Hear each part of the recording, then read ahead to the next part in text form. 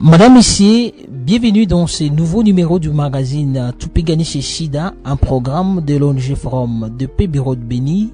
Aujourd'hui, nous mettons en lumière un événement crucial, la journée du Génocoste qui a été commémorée le 2 août 2024. Pour ces faits, nous aurons l'honneur d'écouter Maître Paulé Mouliro Dicado qui expliquera la genèse, l'importance et les perspectives de cet événement significatif. Ne manquez pas d'aimer, commenter, partager, surtout, n'oubliez pas de vous abonner sur notre canal. Bienvenue dans le magazine. Commençons ce magazine par la genèse du Génocoste. Nous avons interviewé Maître Paulé Mouliro afin de nous éclairer sur les origines de cette journée commémorée le 2 août. Je suis Maître Paulin, je suis avocat au barreau du Nord-Kivu et je travaille dans la société civile. Je suis secrétaire exécutif d'une plateforme des organisations des droits de l'homme appelée CADO. Alors, la société civile dans laquelle vous faites partie a organisé une journée du 2 août à Béni, intitulée Génocoste. Pouvez-vous nous dire de quoi il s'est agi concrètement?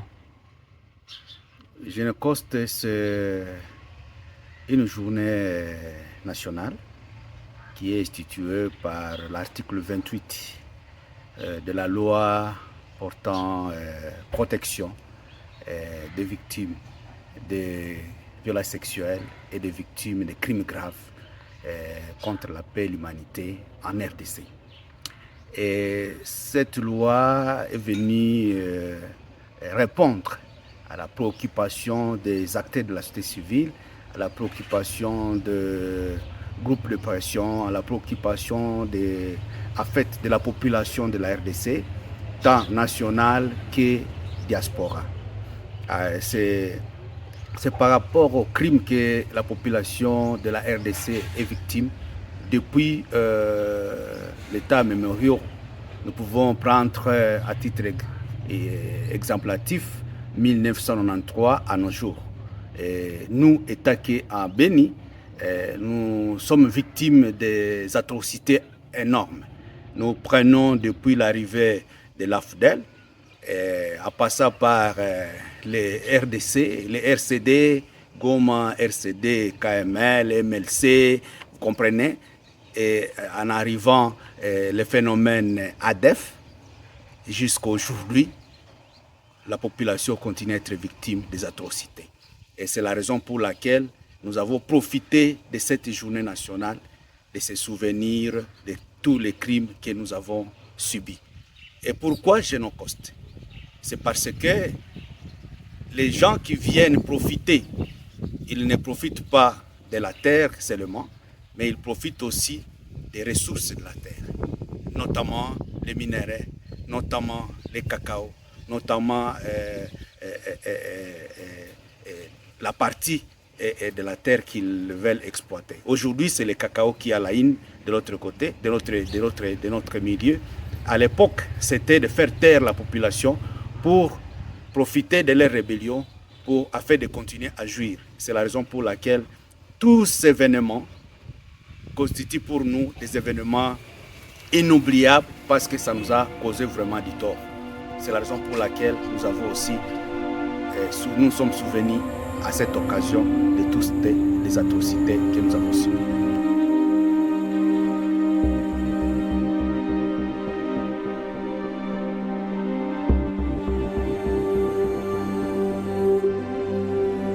Passons maintenant à l'importance de cette journée et pourquoi le Génocoste est-il si crucial pour notre société.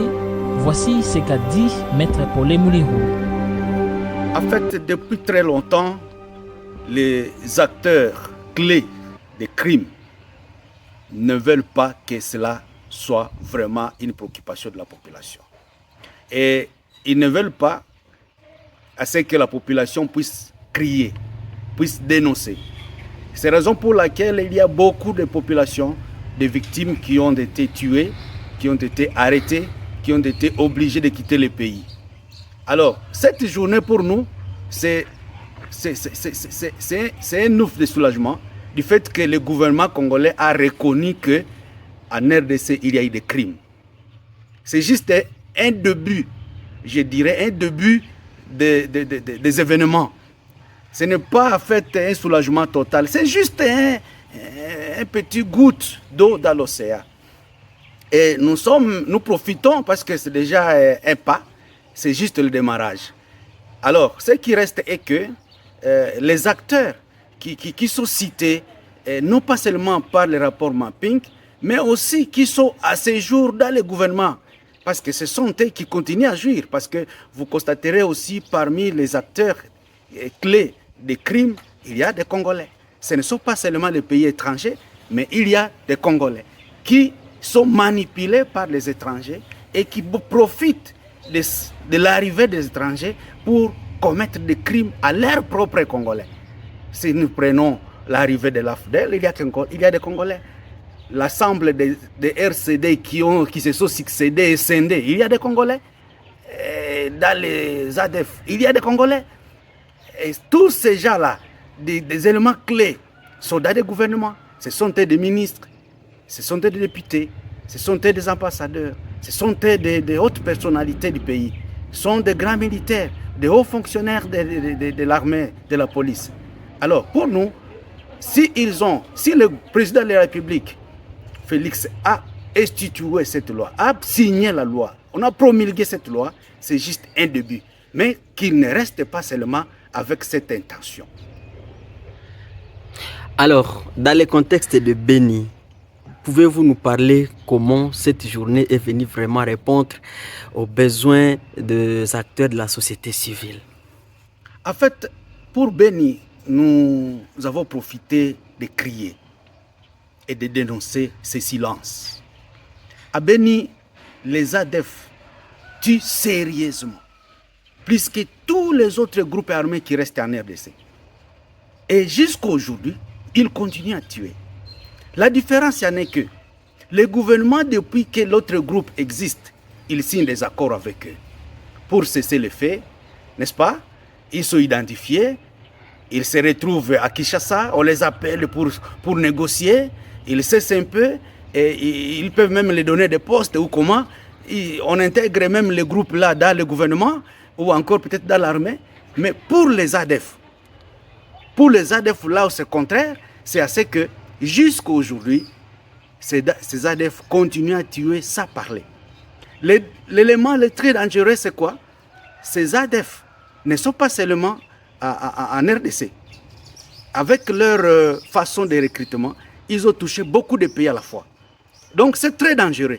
Ils sont au Burundi, ils sont au Rwanda, ils sont en Ouganda, ils sont à Tanzanie et à l'extérieur de l'Afrique. Et ils sont maintenant en relation avec d'autres islamistes et extrémistes. Et ils sont en train de ramifier les réseaux pour dire que les ADF ne sont pas seulement pour les Congolais, mais pour beaucoup de pays. Et l'Ouganda a été victime dernièrement. Pour dire qu'ils sont plus dangereux que les autres groupes armés qui existent au pays. Alors, pour nous les Congolais à Béni, nous qui sommes victimes de chaque jour de mort, ça pour autant, en parler dans notre pays, ça fait très mal pour nous à Béni. La RTNC, qui est la radio nationale télévision congolaise, ne diffuse pas, n'en parle pas. La radio Okapi n'en parle pas. Alors qu'il y a des morts, comme avant-hier, on a tué encore. On a enregistré des dizaines de morts. Et mais quand ici à Béni, la population souhaite parler, souhaite crier, souhaite montrer qu'on est en train de nous massacrer, certaines autorités qui sont au pouvoir essayent un peu d'étouffer la voix de la population. Ils essaient de mettre fin à ce que la population ne puisse pas crier. On arrête les gens, on arrête les jeunes des groupes de pression, on arrête d'effacer les droits de l'homme, on les menace par des interpellations. Il y a beaucoup qui ont fui la ville parce qu'on ne veut pas qu'ils parlent.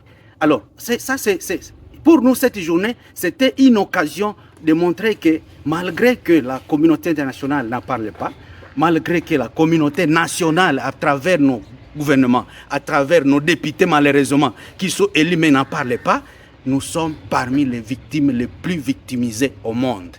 et que la communauté internationale doit obligatoirement prendre au sérieux cet événement ADEF. Et c'était par quel canal que vous avez transmis ce message-là à toutes les instances? Et étant une journée nationale, nous avons sensibilisé les médias, comme vous en êtes, pour faire parler, pour faire écouter nos messages. Parce que c'est difficile pour nous d'arriver à Goma, qui sommes à Beni. C'est difficile pour nous d'arriver aux États-Unis, là où il y a les sièges, même au Genève, là où il y a des sièges. Mais à travers les médias, c'est une opportunité pour nous. Nous avons aussi déposé les mémos aux autorités qui sont à place, qui sont les autorités d'état de siège. Malheureusement, on ne sait pas s'ils ont fait parvenir le message, mais avec la foi, étant que les représentants des chefs de l'État, le message est arrivé. Nous, ici à Beni, nous avons assez de victimes parce qu'au au moins chaque jour, et d'une manière atroce. Et vous voyez, presque la province du Nord Kivu est victime, la province de l'Ituri est cible. Aujourd'hui, on commence à attaquer les territoires de Lubero aussi, vous comprenez. Ces ADF sont maintenant en Ouganda en train de faire aussi leurs bastions, en train de tuer les gens, vous comprenez. Donc on est vraiment axifié parce que la population se retrouve que dans des centres-villes. Maintenant, à Beni, si on peut encore revenir une fois sur la journée, quelles sont les activités qui ont été réalisées au cours de cette journée du 2 août ici en ville? Il y a eu plusieurs activités. Il y a eu d'abord une marche de mécontentement d'ici là c'est le gouvernement et d'ici là c'est la communauté nationale. Et à part ça, on s'est retrouvés au lieu de l'enterrement où plusieurs personnes sont enterrées afin de réfléchir ensemble sur l'ampleur des morts qui sont enregistrés. Et après ça, on a déposé notre mémo et il y a eu à la fin la lumière à travers à travers les bougies. On a allumé les bougies en signe de chercher la vérité pour tout ce que nous traversons. À travers aussi cette action d'allumer les bougies, c'est juste pour demander la vérité sur ce que nous sommes en train de traverser et la justice. Et qu'un jour, qu'il y ait réparation. En fait, ce sont les activités comme ça que nous avons organisées. Et nous sommes en train, à Ville de Beni et territoire, de sensibiliser la population pour documenter les faits. Que chaque victime survivante qui est en Ville de Beni et territoire, qu'il contacte l'organisation de la société civile pour identifier les incidents graves qu'ils ont vécus, les morts qu'ils ont enregistrés, pour que nous puissions documenter tous ces événements avec les preuves à l'appui, pour qu'un jour, on espère que la justice sera là.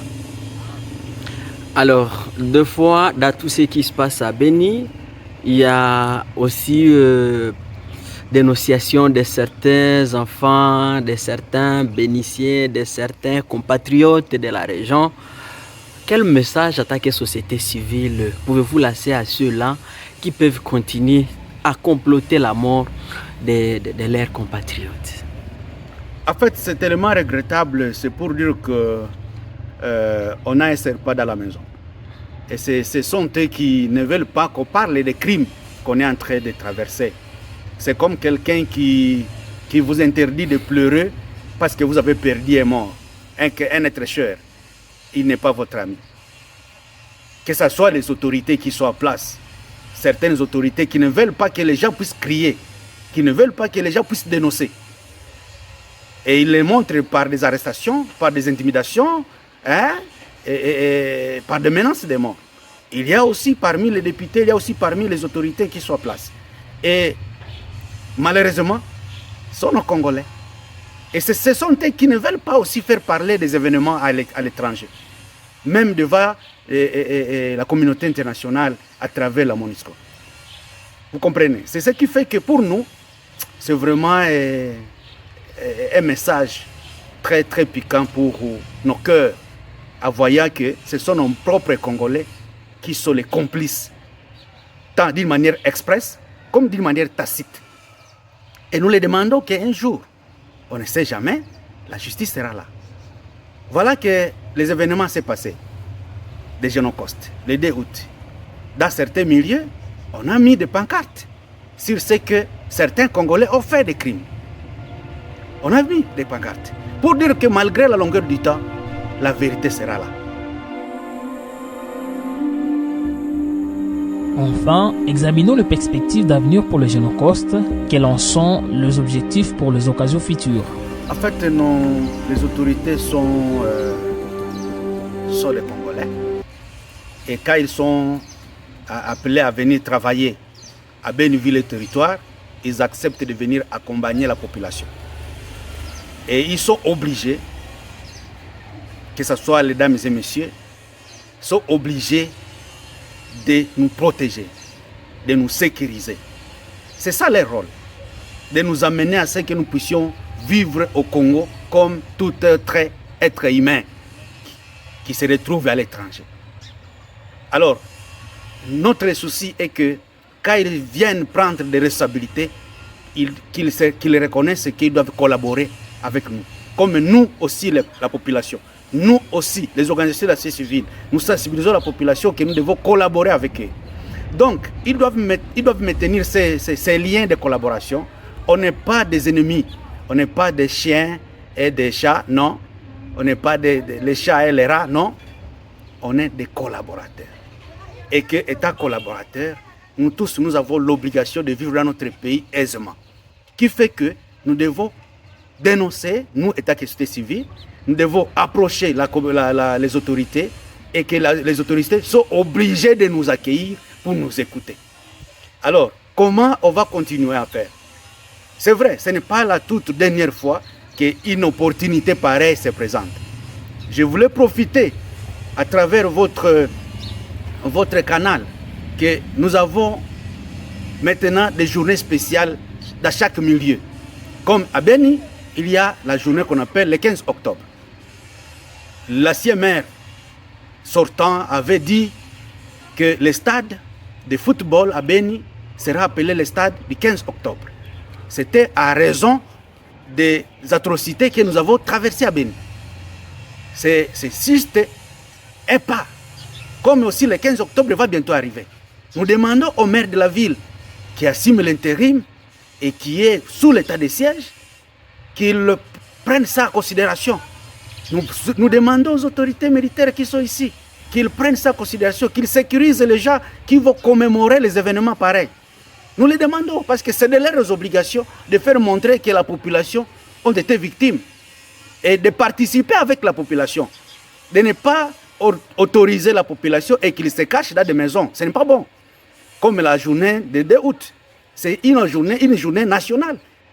À cette journée, on devrait voir toutes les autorités, tous les agents de l'État en œuvre pour montrer que, en tout cas, nous tous, nous sommes unanimes pour crier sur le silence de la communauté internationale, d'appuyer les groupes armés. Parce que les groupes armés n'ont pas acheté les armes au Congo.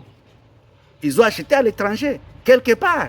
Et imaginez autant d'années que ces groupes existent. Par quels moyens? Ce n'est pas le financement. Alors, tous les canaux là, c'est à nous, assemblés nous tous avec les autorités, de marier, de mutualiser nos cris pour que la communauté internationale, tous les pays étrangers écoutent qu'on est victime. Alors, quand les autorités minimisent en se cachant dans leur bureau, ça ne donne pas une bonne ampleur. Merci à vous, Maître Paulin Mouliro, pour ces éclaircissements précieux. La journée du Génocoste a plus qu'un simple événement. Elle est aussi un engagement continu pour la prévention des génocides et la promotion de la paix. Restez avec nous pour plus d'informations et de discussions sur cet important sujet. Nous remercions infiniment, messieurs et mesdames, pour votre attention nous accorder et à très bientôt pour un nouveau numéro du magazine Tupigani chez Shida de l'ONG Forum de Paix. Au revoir.